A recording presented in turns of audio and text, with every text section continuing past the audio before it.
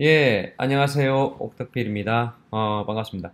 오늘은 제가 평소에 그 몸 관리하는 방법을 조금 공유를 할게요.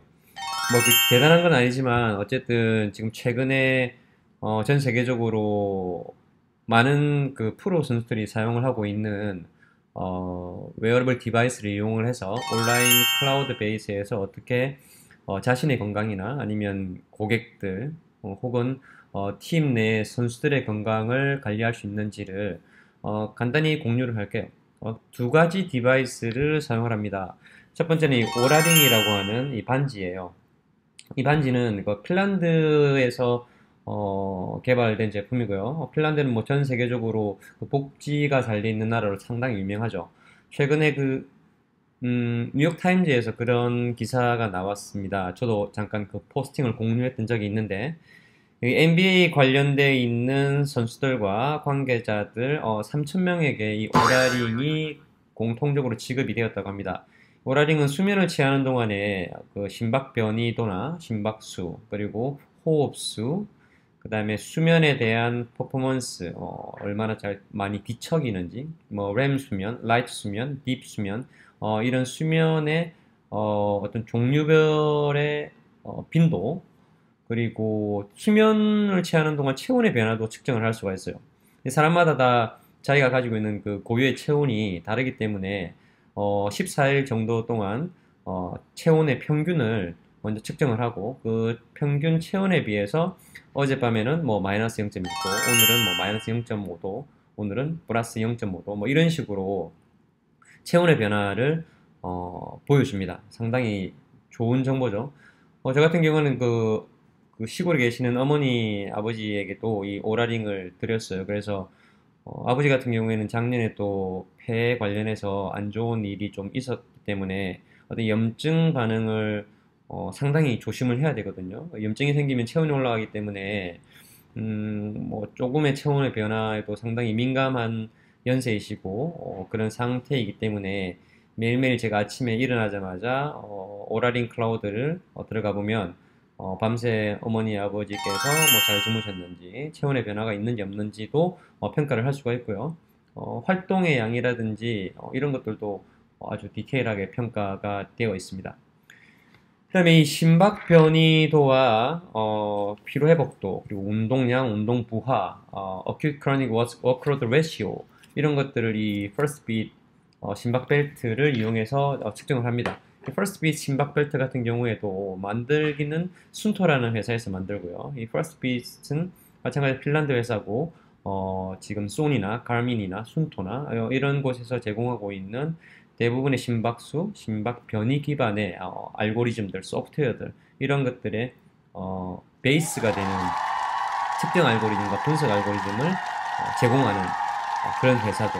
라이센스 비즈니스를 하고 있는 회사입니다. 상당히 강력한 심박 변이 분석 알고리즘을 가지고 있는 회사죠. 아침에 잠을 자고 일어나면 먼저 저의 그 휴대폰을 가지고 제가 어, 잠에서 깨면 오라링을 먼저 싱크를 해줍니다. 오라링을 먼저 싱크를 해주고 오라링을 제가 싱크하는 장면을 어, 그 화면 캡처를 통해서 해볼게요. 오라링 앱을 열어가지고 오라링 앱을 누르고 누르면 그냥 자연스럽게 바로 이렇게 싱크가 됩니다. 그래서 그날의 어떤 수면의 점수라든지 이런 것들이 나오거든요. 이건 제가 따로 오늘 아침에 그 저거 화면 모니 화면 캡처를 해놨거든요. 나중에 보여드릴게요. 어, 아침에 일어나서 그 각각의 앱을 이용을 해서 간단하게 측정을 하고 그 결과를 제가 볼 수가 있고요. 그 다음에 이제 뭐 출근을 하고 나서라든지 아니면 실제 그 식탁에서 아침 식사를 하는 자리에서 제가 온라인 클라우드로 들어갑니다. 지금 이제 보시는 곳이 그 퓨전 네트워크스 회사에서 관리하고 있는 이 온라인 클라우드입니다. 제 이름이 있고요. 그 외에 이제 다른 여러분들의 관리하는 고객분들의 이름이 있죠. 제가 살짝 옆으로 이렇게 밀어서 고객분들 이름을 안 보이게 하겠습니다. 저 같은 경우에 오늘의 레딘 스코어는 77.5로 그렇게 나쁘지 않습니다. 뭐 not bad예요. 간밤에 수면을 되게 많이 취했거든요. 평상시 수면 점수가 79점이었는데 89점으로 평상시보다 제가 더 많이 잤습니다. 사실 어저께 좀 많이 피곤했거든요. 잠자는 동안의 HRV 스코어는 수면을 취하는 동안의 HRV 스코어는 43ms으로 평상시 수준보다 약간 낮기는 하지만 평상시 수준에 비슷합니다. resting heart rate 같은 경우에는 53 bpm으로 나왔는데 평상시보다 좀 높게 나와 있습니다. 그리고 조금 주의할 것은 temperature deviation인데요. 이 체온의 변화죠. 체온이 평상시보다 약 0.4도 증가된 상태입니다. 어저께 제가 2시간 정도 그 세일링을 하면서 뭐 여기저기 조금 다친 데도 있고요. 그런 거에 대한 염증 반응일 수도 있고 아니면 제가 밤에 또 간단히 안동 소주를 한 클래스를 먹고 잤기 때문에 그것 때문에 그럴 수 있을 것 같습니다. 수면에 대한 시간은 전반적으로 좀 이렇게 길었지만 사실은 그 수면 점수가 자율신경계 회복은 좀 부족하다고 저는 생각을 합니다. 이렇게 그 오라링에서 이거 말고도 아주 다양한 데이터를 많이 보여주는데 우측에서 보시는 것 같이 이렇게 아주 다양한 데이터들을 쭉 볼 수가 있음에도 불구하고 오늘은 제가 다 보지 않고 간단하게 이것만 보겠습니다. 그리고 first bit 쪽으로 넘어가 가지고 지금 이 데이터가 최근 제가 이제 운동했던 어떤 그런 기록들입니다. 거의 한 달간의 운동 데이터와 회복 데이터 그리고 이 빨간 선으로 나타나 있는 것은 이 트레이닝의 스테터스라고 합니다. 훈련 상태인 거죠. 훈련 상태가 지금 어떤지를 이렇게 나타내는 겁니다. 오늘 보면 이 간단하게 세 가지 그래프로 세 가지 동그라미 그래프로 오늘의 상태에 대해서 알 수 있고 그래서 오늘 내가 어떤 일을 해야 되는지에 대한 디시전 메이킹을 할 수 있는 좋은 정보를 제공합니다. 먼저 트레이닝 스테이터스예요. 여기서는 빨간 선으로 나타나거든요. 이 빨간 선이 전반적으로 이렇게 서서히 뭐 올라가고 있는 트렌드이긴 합니다. 트레이닝 스테이터스가 well balance드라고 이렇게 균형이 잘 잡혀 있다고 나오죠. 하지만 75점의 점수로 나타나고 초록색은 사실 뭐 괜찮다고 얘기를 하지만 좀 더 디테일하게 들어가 보면 어큐트한 트레이닝 로드와 퀵 리커버리가 조금 노란색으로 나와 있지 경계 수준에 있습니다. 이것은 무슨 말이냐고 하면 우측에 있는 여기 ACWR 그래프가 따로 있습니다.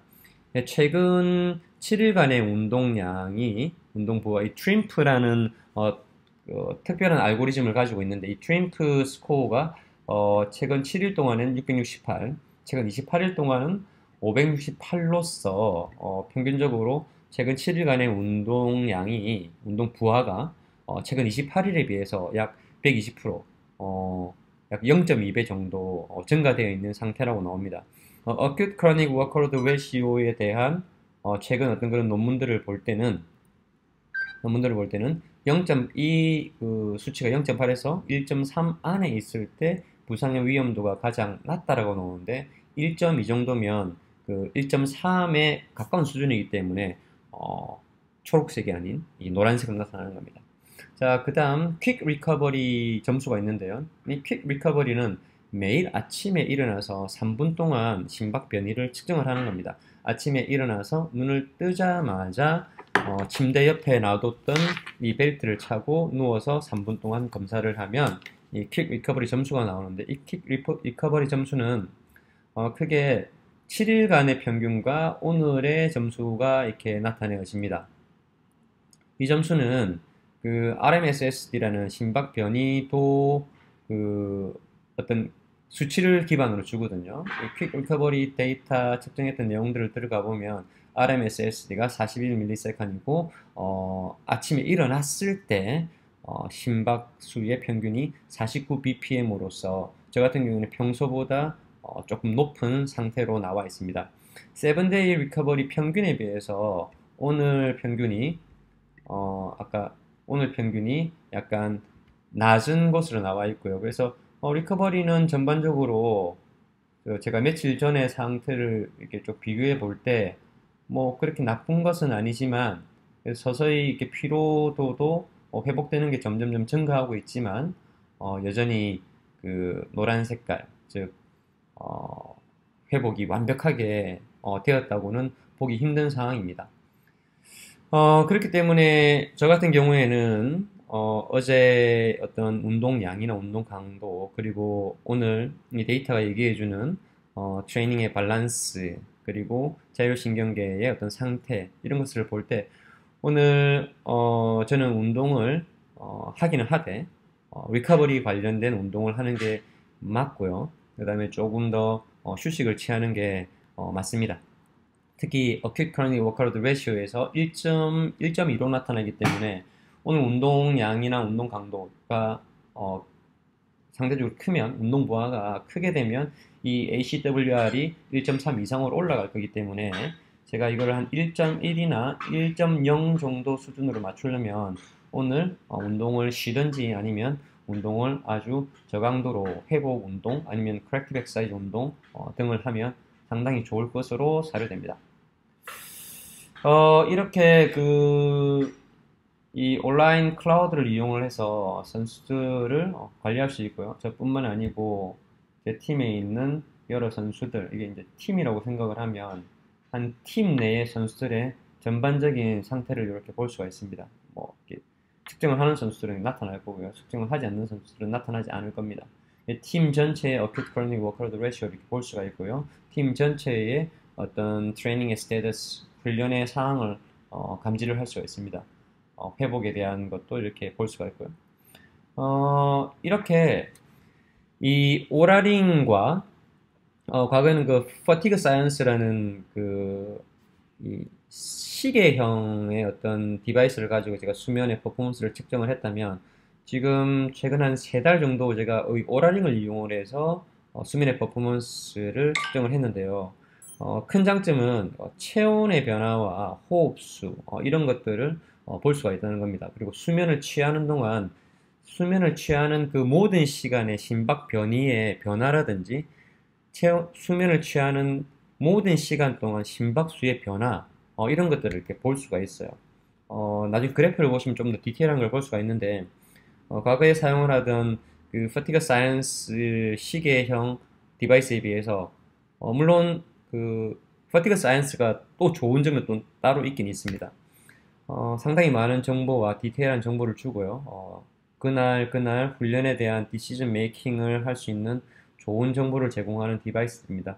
운동선수를 관리하는 팀이나 팀의 지도자나 그다음에 약간 그 고객을 좀 더 디테일하게 관리하고 싶은 그런 트레이너나 지도자가 있다면 이런 디바이스들을 활용하는 방법들을 배우시면 상당히 그 소통에 있어서도 상당히 큰 도움을 받을 수 있을 것입니다. 전화가 오네요. 그럼 여기까지 할게요.